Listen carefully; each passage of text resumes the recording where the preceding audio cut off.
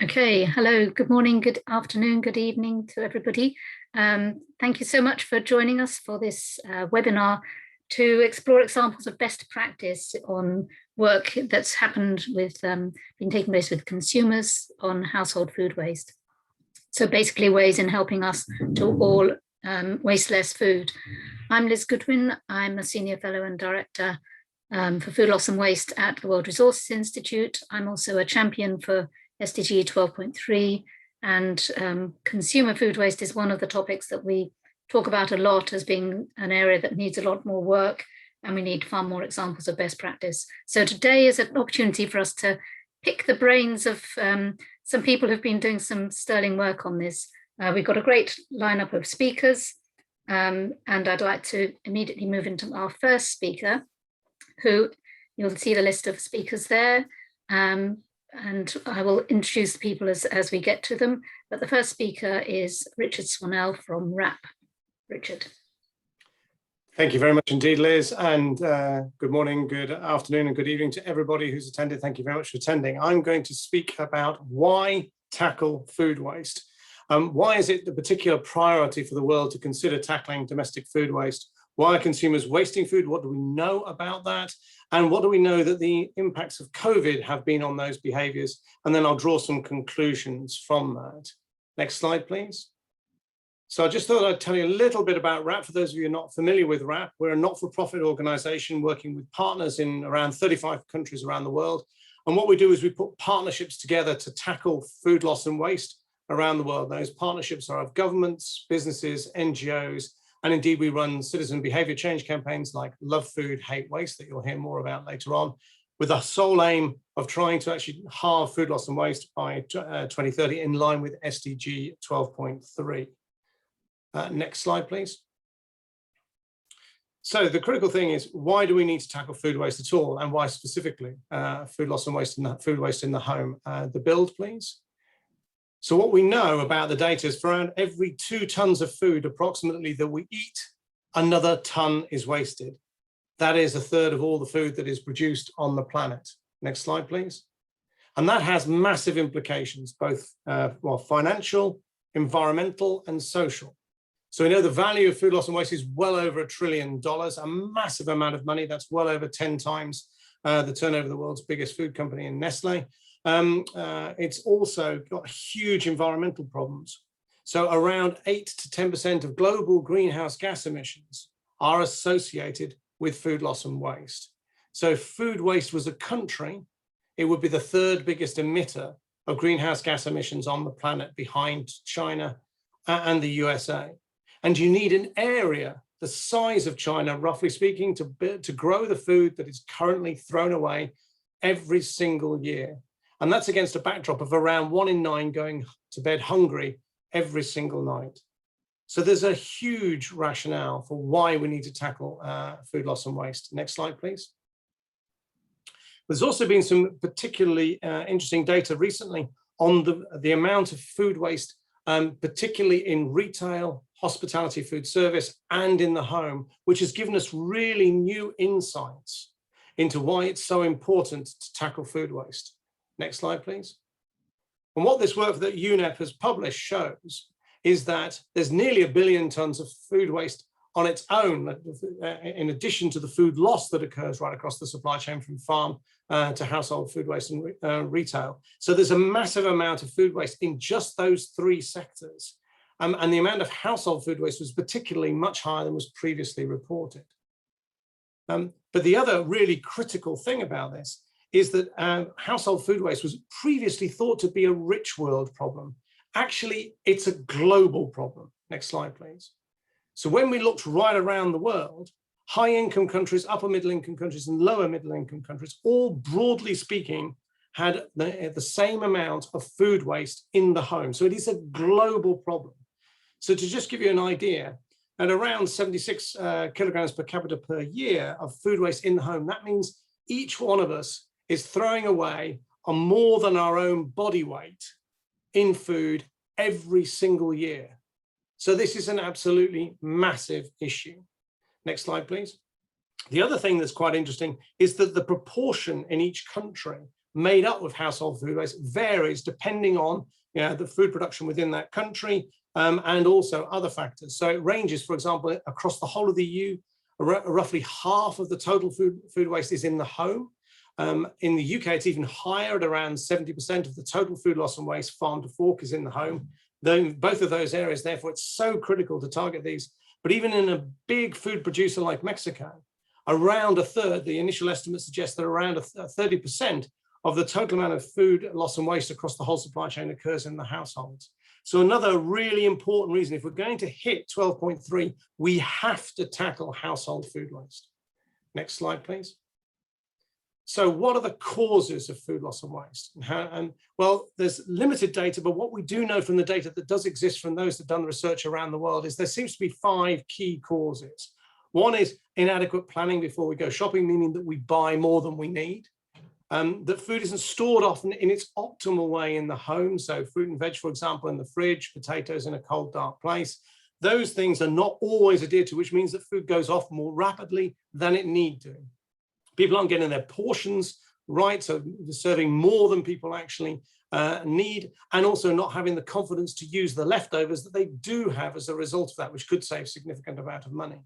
And there's also confusion around date labels, the difference between best before, for example, and use by. And best before often is used as an indication of quality, but you can eat, it's fine afterwards, whereas use by is a food safety side, but you can freeze often right up to the end of the use by date. So it's these things that are actually driving the household food as far as we can tell around the world. Next slide, please. So what's happened during lockdown? This has been a particularly unusual phase, and how are people's behaviors changed? Well, we've done a lot of work on this. Next slide, please.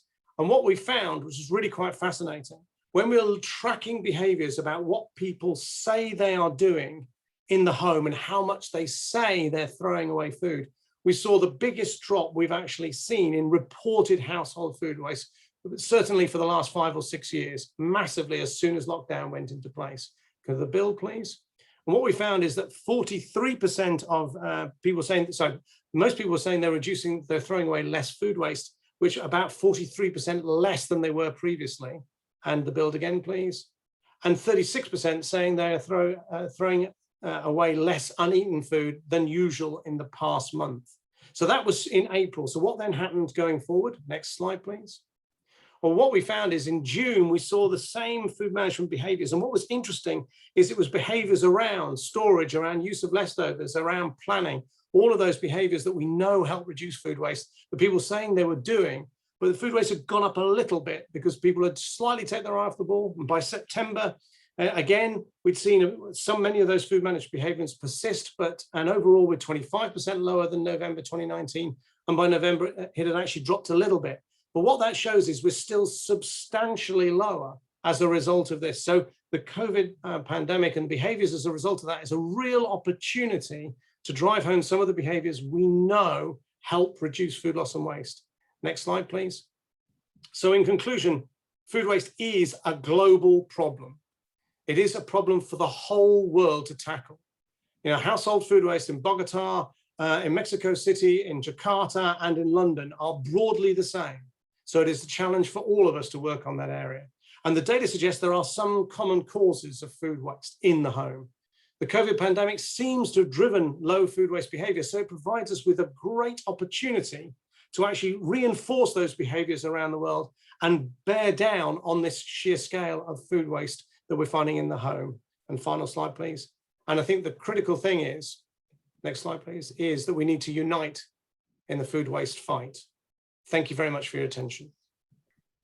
Thank you, Richard. That's a great introduction into why this is such an important issue and what some of the reasons why consumers are wasting food, why we all are wasting food.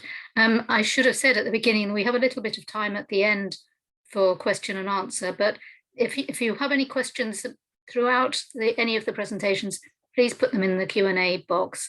If we'll answer as many as we can at the end, but if we're not able to answer any, then we'll find a way of answering them after the webinar is finished. So thank you again, Richard. So now I want to move on to some experience from the Netherlands. and ask Erica van Herpen to introduce herself and to talk a bit about the experiences that they've had, followed by Twan Timmermans. Erica. Thank you very much. Welcome everybody. My name is Erica van Herpen. I'm associate professor at Wageningen University. So I'm taking an academic perspective on food waste, and we've been doing some studies on what determines household food waste, why do people actually waste food, but also moving into what types of strategies we can use to tackle this problem and to actually diminish household food waste. Next slide, please. So I've taken a social marketing approach to this. What you can see central in this model is the household practices. And these are the practices that Richard just talked about in his talk about planning and storing and using leftovers. So these are the practices that we know are important in driving actually household food waste. And in order to change these practices, the social marketing approach says that there's actually 3 things that are really important. That's people's motivation. People have to be motivated to make a change. People's ability, they have to have the knowledge, the skills to make that change. And the opportunity, the environment, the context has to be in line with that and has to support that change that they're making. Next slide, please. So from these 3 issues, we can think first about motivation, whether that is really the issue. And there have been people commenting about how we live in a throwaway society, and maybe motivation is really important here. But the question is whether that actually is. Next, please. What we see in many studies actually is that wasting is not careless or carefree for people. People generally feel guilty about wasting. They also try to limit their food waste. And if they have the opportunity, for instance, to buy smaller sizes that are more in line with what they need, but at a higher price, they even tend to do so. So they're willing to sacrifice in order not to waste food, but still they find themselves wasting a lot of food actually. So it's not completely careless or carefree. Next slide, please. So here's my favorite quote from the studies that we've done.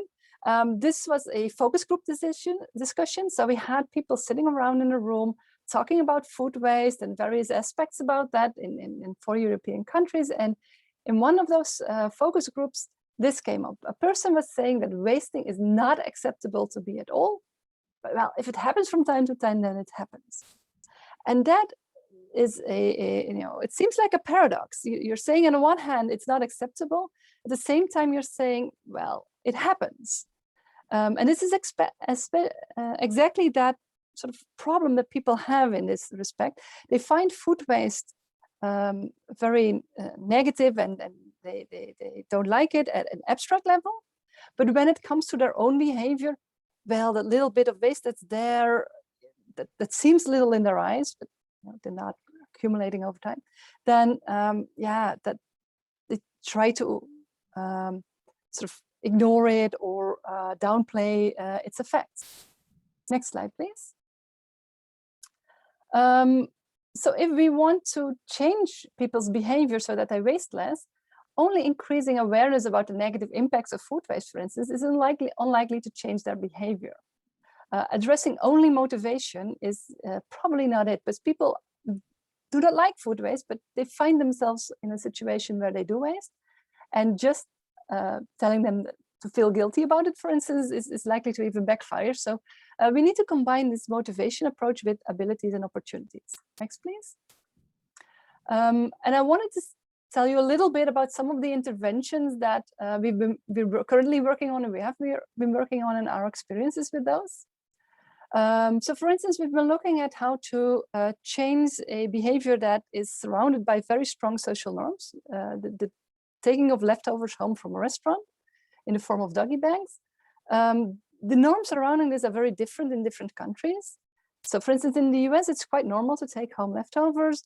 In many European countries, including the Netherlands, where I'm from, this is not considered very normal. Most people leave leftovers on their plate. And what we've seen is that we can change that by using what's called an opt-out strategy. So you're offering people a doggy bag without them actually having to ask for it themselves. And that takes away some of that feeling of shame they have when they would have to ask for it for themselves. And it turns out it works even better if you offer them different versions of the doggy bag. So if you say, like, would you like a plastic or a paper doggy bag?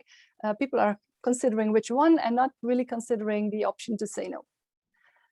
Then some of the other research that we've been doing, a small comment about on-pack information. There's a lot of discussion about the date labeling on pack, but we find that also providing other type of information on pack can be influential. So for instance, providing people with information about that products can be frozen and how and when.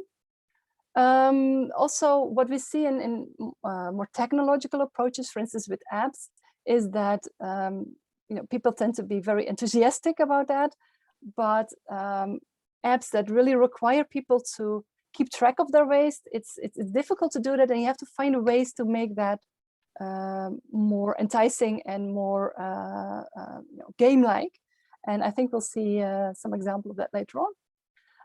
And then finally, to say what I wanted to say is that again, emphasize motivation alone is insufficient. You need also some other things. And if you have, for instance, good tools that can help people to diminish food waste, that can actually be effective. But a combination of motivation enhancers and tools tends to be even more effective. Next slide. So that's the overall conclusion, that if you want to address that complex issue of household food waste, then you need to address multiple aspects simultaneously. Next slide. And this is some general information about me, how to contact me if you want to have some more information, and also where you can find some of the results from prior research. Thank you. Thanks. And now over to Tuan. Tuan. Yes, thanks Liz for the introduction. My name is Tuan Timmermans, and it's a pleasure to share some of the insights from the Netherlands, building on the experience has been highlighted by Erica from the more academic perspective. I'm working for Wageningen University and Research, and I'm also director of the Dutch national program, Food Waste Free United. Next slide, please. For a consumer behavior program to be effective, to our opinion, it's important to embed it into a systemic approach and to work with all of the actors, as we call an ecosystem approach, to deliver change and impact. As been highlighted and addressed by Richard, Sustainable Development Goal 12.3 is also the leading ambition for the Dutch partnership. So we aim to reduce food loss and waste with 50% in 2030, meaning that we have to find 1 billion kilograms of food to keep it in the food supply chain. Next slide, please. This systemic approach is built on 4 pillars. One is on the target side and the ambition side to make sure that we monitor and progress and see the impact. Second is innovation across the supply chain to have actors across the supply chain to develop and implement new solutions. The third, under discussion today, is to join forces to combat food waste by consumers. And the fourth is the systemic way to change the rules of the game to make sure that for all actors in the supply chain it's more profitable to build on circular economy approaches. Next, please.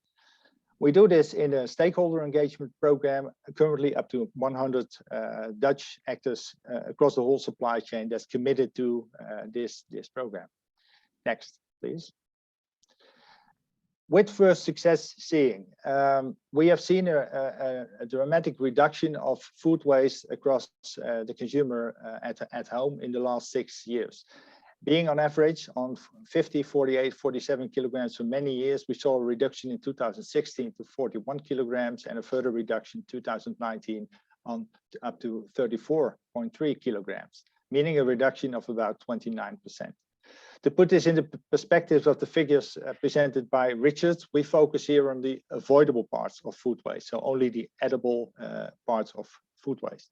So to show that we are on track and we see the first success and impacts of the program that has been launched in the last years. Next slide, please. One of the elements of the consumer activation has been to set up a national campaign that's called How Food Waste Free Are You? Focusing on the positive social norm to create with all the actors together, focusing on how to reduce food waste at home, at the household setting. One of the crucial elements has been the National Food Waste Free Week, organized every year in the month of September. And the third version will happen this year, with specific elements targeting on specific product category, focusing on the top 3 of products that are wasted most by consumers, being in the Netherlands, bread, fruit and vegetables, dairy products, and impact white meat, but also making sure that we use the mechanism to look for heroes, the food waste free heroes, and to give them the platform to work with all the influencers and the role models, focusing on to identify who is doing right and who is doing good. Next slide, please. Within this narrative, we use what we call impact meters. So in this Food Waste Free week, we currently have 70 different partners that all use their own positioning and their own messaging, building on the impact makers that have proven to be successful. So one of them being positive framing. Showing pictures of food waste is probably not going to have and be very effective on changing consumer behavior and attitude to this. Targeting on specific target groups that relatively wasted most of the food, and that's family with young children. Probably the group that responded most to what Erica has explained about it's not acceptable, but it happens time to time.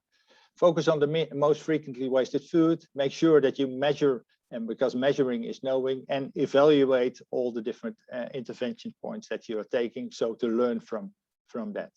Next, please. We built on free use tools for the different partners, explaining on how to store, especially as had been taught on the household practices. But a very important pillar is also the educational part, focusing on primary schools, but also on the vocational learnings, to make sure that every child or every student during their whole career gets to learn about the values of food and how to prevent food waste. Next, please. This year, one of the products we will focus on specifically is on bread. Holland, the Netherlands, is typically a culture of daily fresh bread. So every day we tend to buy our bread new, and after a few days, it might not taste as good as bought fresh.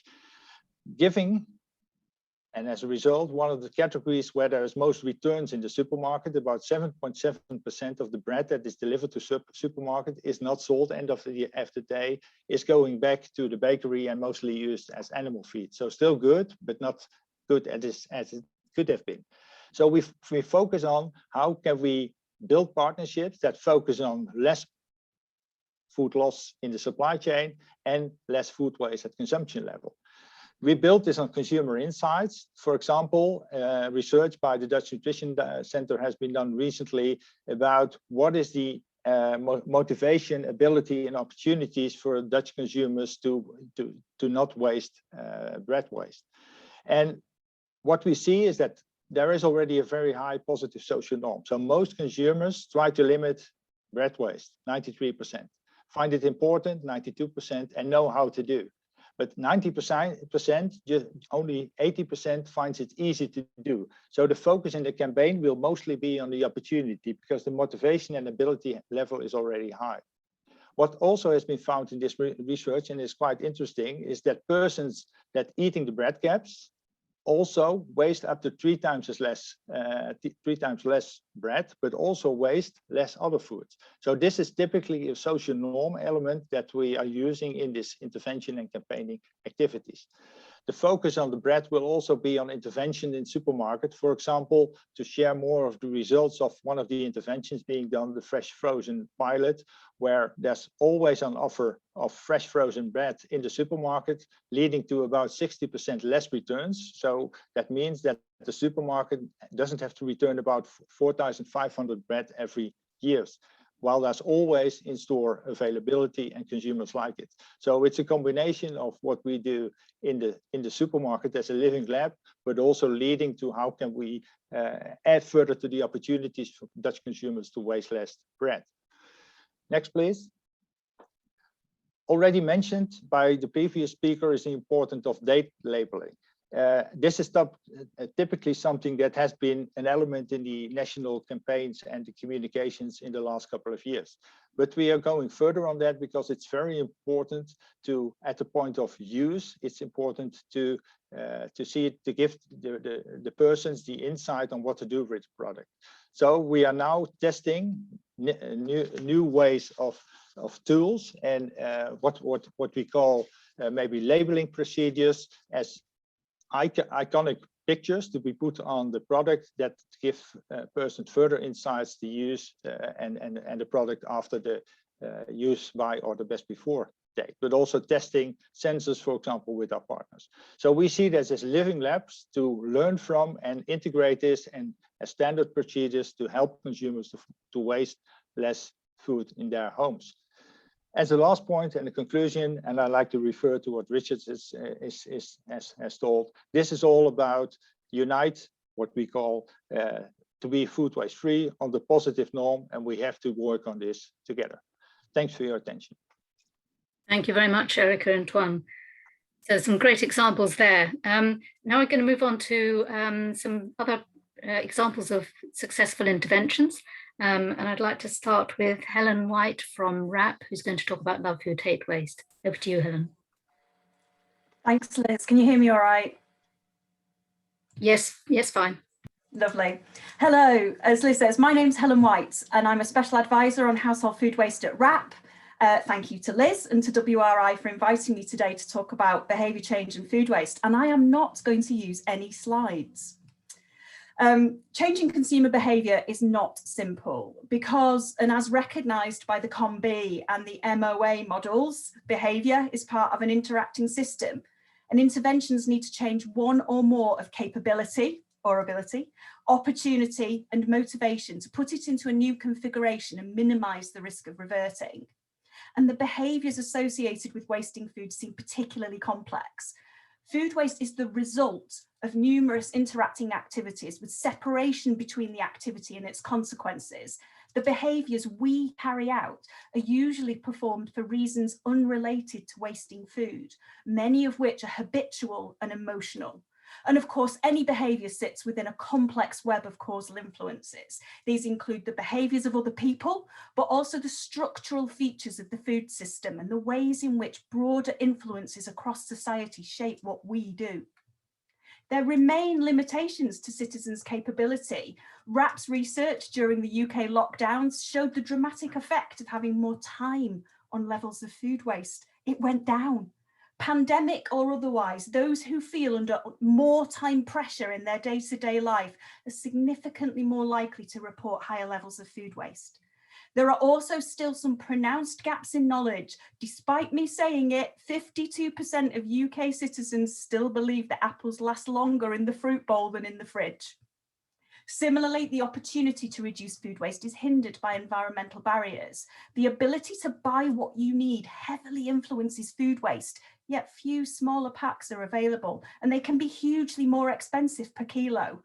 Preventing food waste is also less visible than some other pro-environmental behaviours, so there's less social norming and fewer credible models. This is compounded by an apparent lack of motivation. 72% of UK citizens agree that minimising food waste deserves to be one of their top priorities.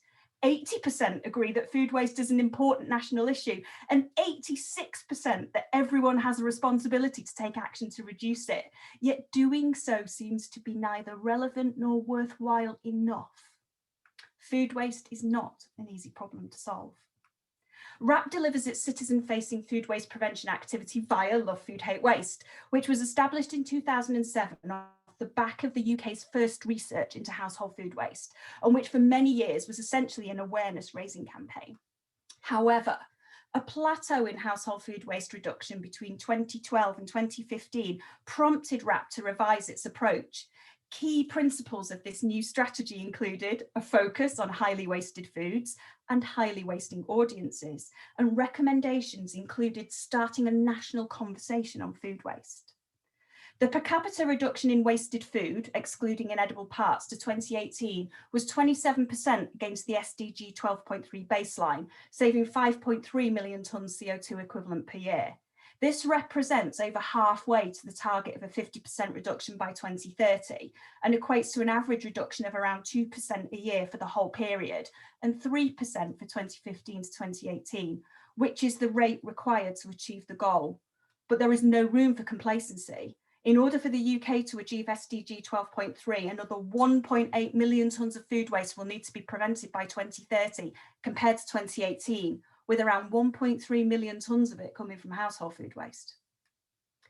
Using its extensive evidence base and ongoing citizen insights, WRAP is continuing to build on the approach that focuses on the most wasted food groups and types, the most highly wasting audiences, and the most impactful food waste prevention behaviours, as evidenced by our household simulation model where applicable. The fact most food waste arises in the UK from our homes, 70% post-farm gate, can sometimes feel like the whole issue is a problem with citizens and how they behave. But as we know, citizen behaviours are part of a broad and complex system. So over the last 3 years, WRAP has developed its behavioural science expertise, examining what citizens do as part of a bigger picture made up of interacting players, providers and policies, which can help to identify where a behavioural change can be influenced and by whom. Questions always to consider when seeking to influence a behavioural change are, is the citizen physically able to adopt the behaviour you want them to? And do they have the psychological capacity, the knowledge, the skills, the mental bandwidth to perform it? Does the environment permit the citizen to adopt the behaviour? Do they have the tools and the equipment they need? Are there any social pressures? Do other people do it? Do they do something else out of habit instead of the desired behaviour? What is their automatic reaction to the desired behaviour? What is their reflective reaction? Is it them? Does it feel worthwhile? The main methods employed within WRAP's Citizen Food Waste Prevention Programme are communications activity that delivers messaging, predominantly via online channels, to increase motivation and drive people to take actions that reduce food waste, and behavioural mechanisms that identify and analyse the barriers to food waste prevention behaviours in the home to develop solutions that facilitate change at scale. The intention is that by constructing its programme this way, WRAP can help to influence what is needed to shift citizens' behaviour. I thought I might illustrate this with as an example. Millions of domestic fridges in the UK are too warm. They should be set below 5 degrees C in order to keep food fresher for longer and to reduce safety risks. WRAP has modelled that reducing the average UK fridge temperature from 6.6 to 5 degrees could save 50,000 tonnes of not used in time milk waste alone, and citizens £25 million every year. Research for Love Food Hate Waste confirmed that 50% of UK citizens didn't know how to set their fridge temperature correctly or what the numbers on the fridge dials meant. So we developed a campaign memorably and cheekily entitled Chill the Fridge Out. Launched originally on World Food Day in 2018, it raises awareness of the issue of our overly warm fridges, creating the need to check and change fridge temperature. Milk, the third most wasted food item in the UK, is highlighted as benefiting from the desired behaviour, and WRAP's evidence on milk waste is presented in glasses of milk wasted a day, 3.1 million, rather than in tonnages. The why is answered with information about the impact of food waste on wildlife, people and our planet. Punchy social media assets using familiar cultural phrases like drop it like it's hot drive citizens to the Love Food Hate Waste website, which houses a tool to help people check and change their fridge temperature. You do so simply by inputting the brand of your fridge, and it shows you how to change it. A WRAP survey found that of people who had seen Chill the Fridge Out, 62% check their fridge temperature at least every 3 months, compared to 43% of the general population. 49% change their fridge temperature at least every 3 months, compared to 20% of the general population. 85% had actively engaged in a conversation about food waste in the past 6 months, compared to 48% of the general population. We are also part way through a project aiming to create a proxy thermometer, a canary in the coal mine, that indicates to citizens when their fridge is too warm, with no need to read a temperature gauge. Designed to increase saliency, this intervention will aim to get people to notice when it has changed state, understand that this change relates to fridge temperature, and act by lowering it. Trials are currently underway. Furthermore, WRAP has developed best practice guidance for food businesses that recommends the use of a little blue fridge logo and the words "at home, store below 5 degrees" on the packaging of products that keep fresher for longer when stored in the fridge. According to our last retailer survey in 2019, the logo was found on 15% of applicable products. 9% of citizens have reported recognising this logo, and those who did were found to be more likely to know what temperature their fridge should be at and to have checked it.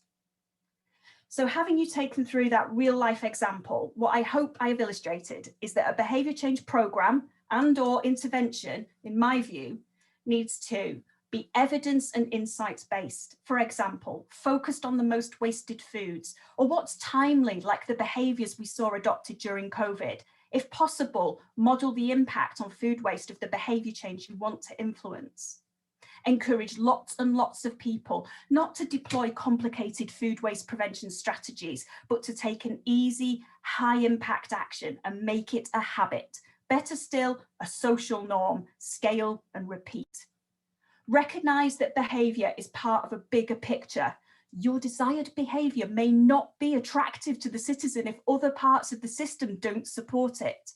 Who or what else needs to shift to enable the behaviour to happen, and how can you help to influence this? And does it work? Well, so far, WRAP has helped people in the UK reduce food waste in their homes by 31%, or 1.4 million tonnes, and we won't be stopping there. Thank you. Thank you, Helen. That's fascinating. Thanks very much for that insight. So we've now heard from the Netherlands and from the UK. So we're going to go to another country, to Denmark, to hear about the experiences in Copenhagen from Berit Haar Hansen Petersen. So welcome, Berit, and over to you. Thank you. I hope you can hear me, everybody. Yes, indeed. Thank you. Thank you very much for letting me being here today. I know it's been hard to get me, but I'm very proud to being here. And I've been listening a lot about what you have been saying, and our approach is much likely yours, but we have been taking maybe another approach. I will tell you about it. But I'm Berit, and I'm an engineer, and I'm working with behavioral designs in the city of Copenhagen. And that what we have been focusing on in Copenhagen is the avoidable food waste. So if you see how many people we have 600,000 citizens, and the households is about 220,000. And if you ask them, they will say it's very important. And that's the same thing that I heard you say, the other people who've just been speaking today, that everyone thinks it's very important to avoid food waste. And if we see at the numbers, the measuring over the 4 years that have been gone since 2016, we have reduced in the city of Copenhagen with 21%. We can't say that this is all our campaign, because there's a lot of other things. You are also a part of that. Everybody hears everything about all around the world, but that's our issue. So if the next slide, please.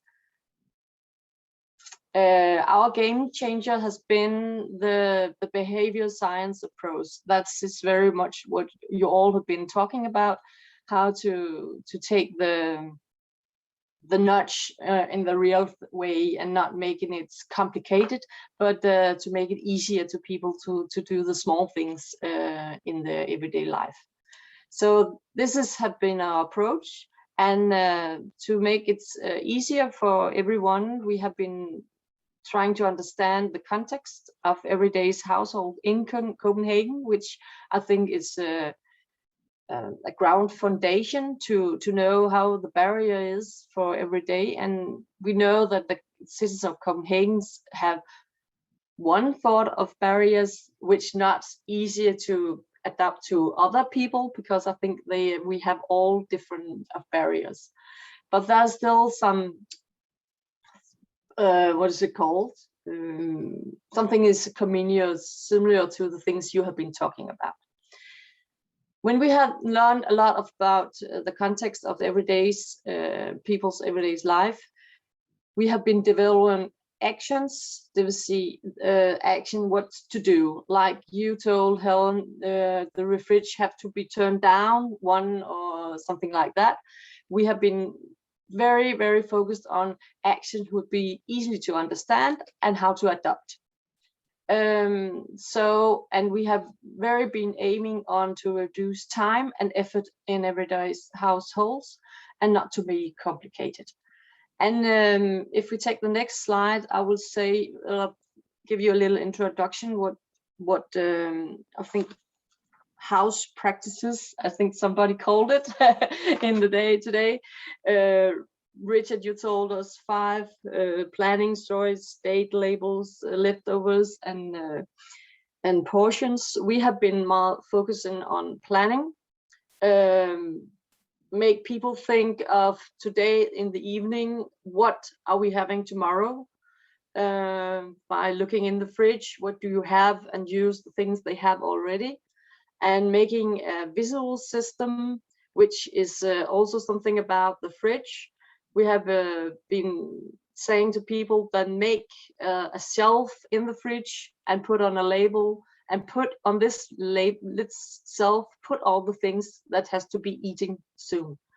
So it's very small things, but I know, like you, Helen, that lots of things it's hidden in the fridge and everything is temperature right one. But we have been focused on if we can just make people take focus on this shelf and put there, then the kids and everyone who's in the household, they can see, oh, there's a leftover, I'm gonna eat that. And people and the kids love it. They love have all those leftovers.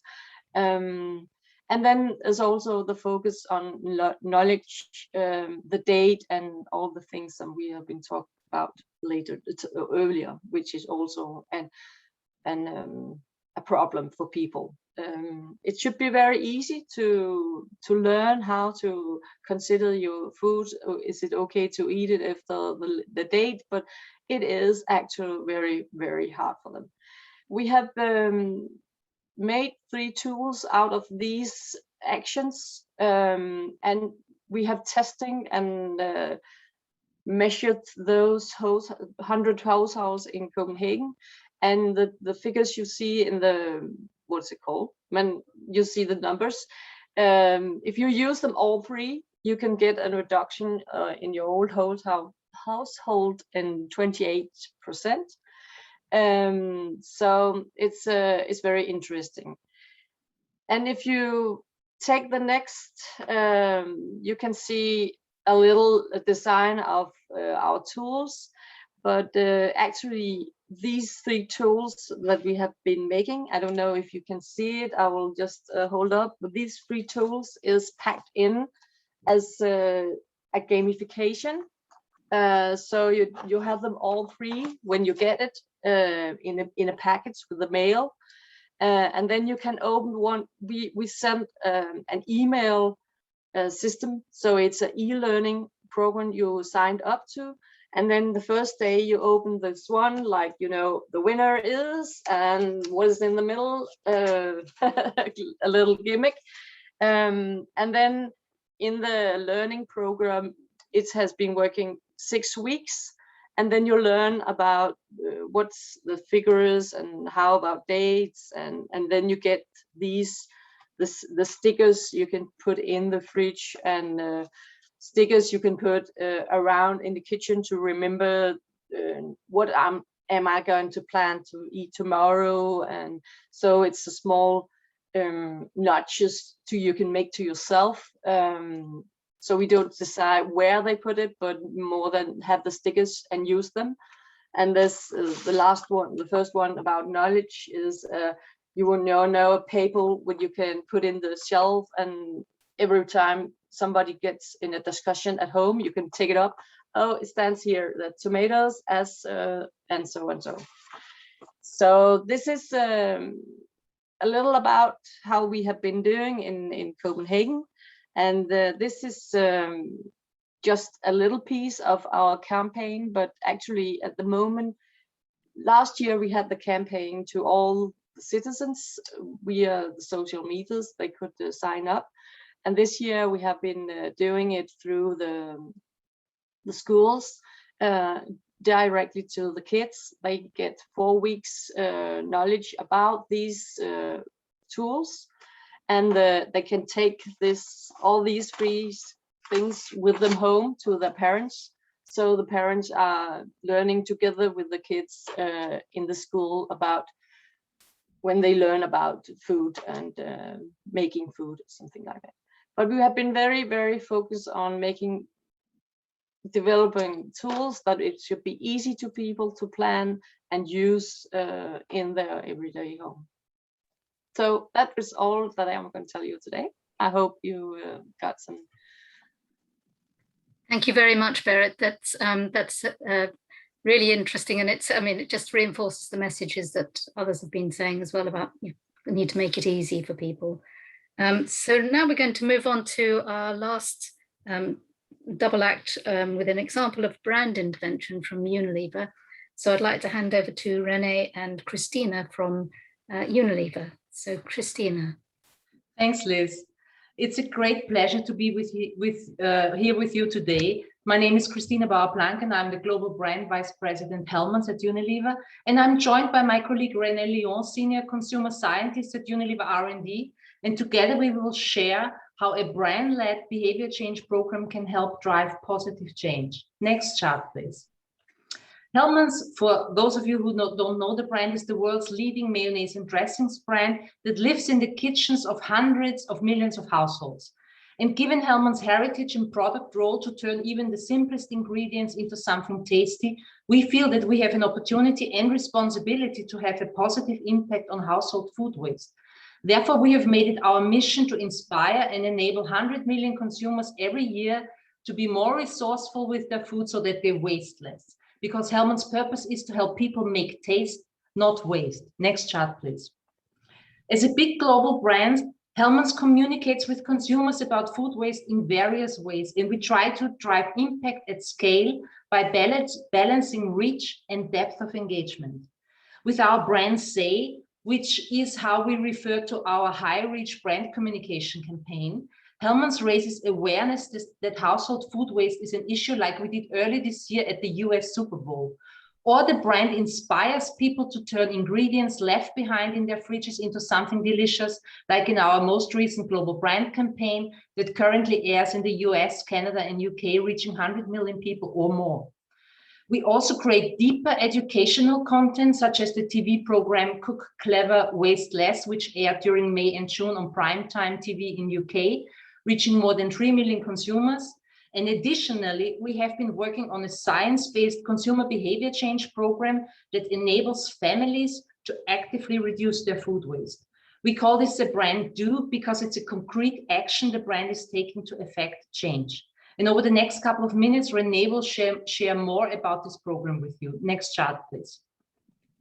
I think it was said before, and it's really important to realize that no consumer plans to throw good food in the bin.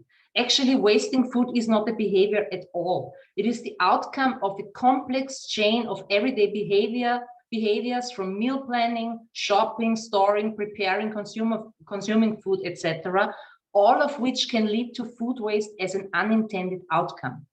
And as Hellmann's is a product that lives in the fridge and plays a role in the preparation of food, we felt it is our place to focus there.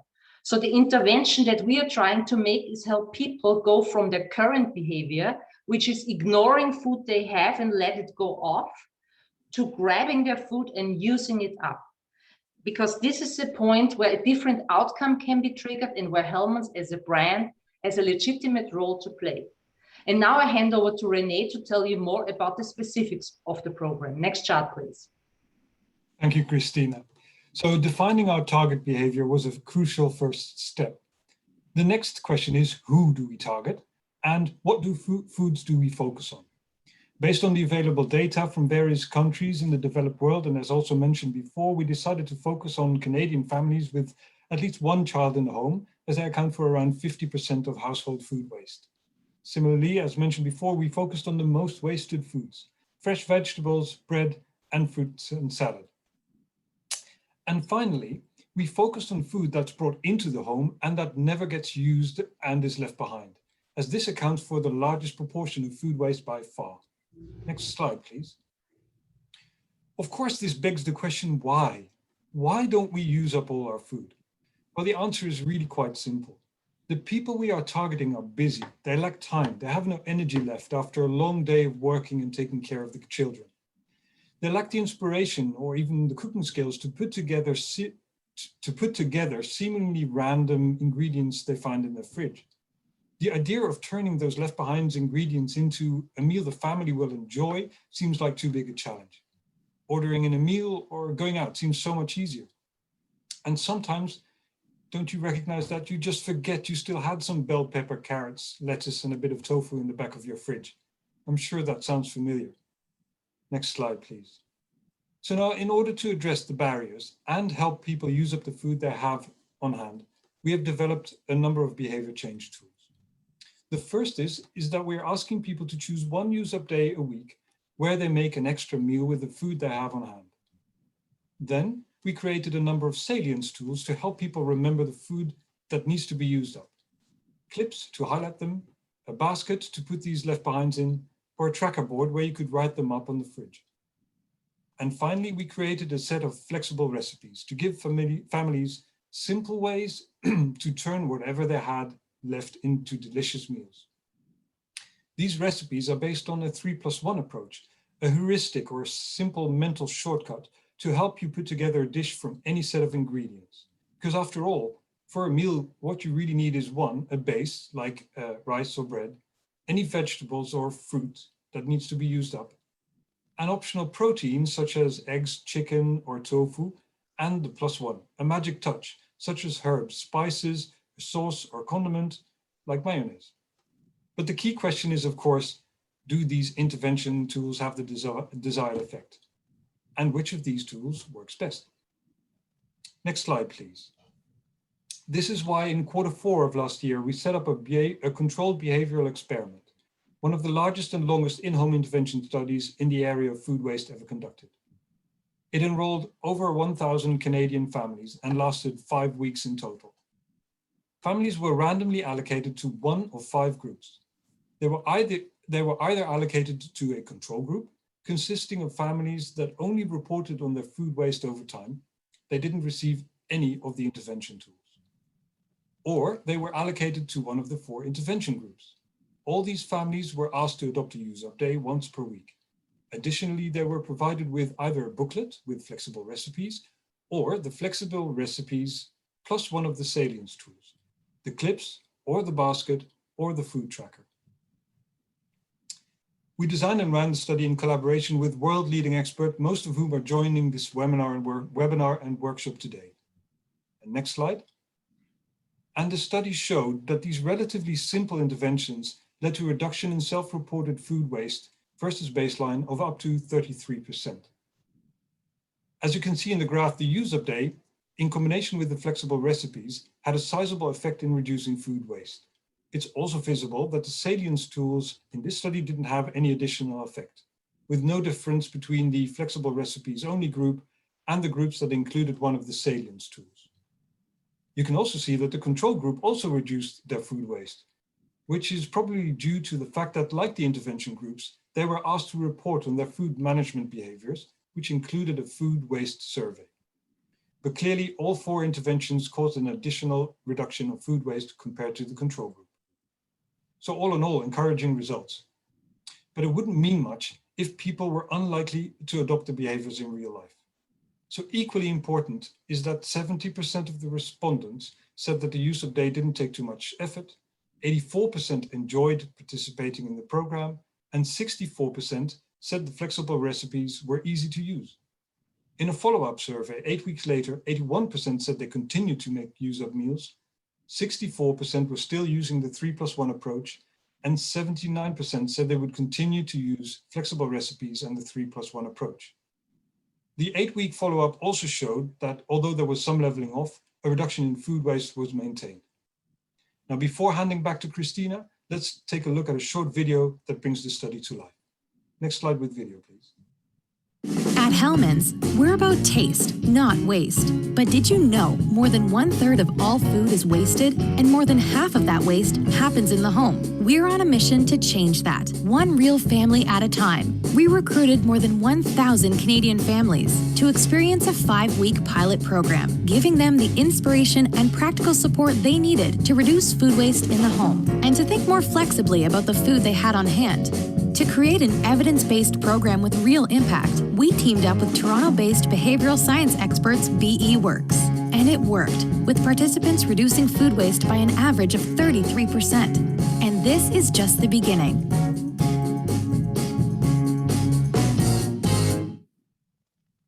Thanks, Renee. Next chart, please. So we are encouraged by the results of our study in Canada, and our ambition is to deploy an impactful behavior change program at scale. To that end, we have been working to turn the 5-week program with weekly use-up days, flexible recipes in a form of self-tracking into a digital experience to make it truly scalable and even more engaging. I've heard the word gamification already a couple of times. That's really where it's at. In order to achieve lasting change, we apply Unilever's 5-lever of change framework, which in many ways is similar to the MAO framework Erica has been speaking about earlier. These are exciting times as we currently are validating the digital version of the program in another large-scale study in Canada and are hopeful of good outcomes.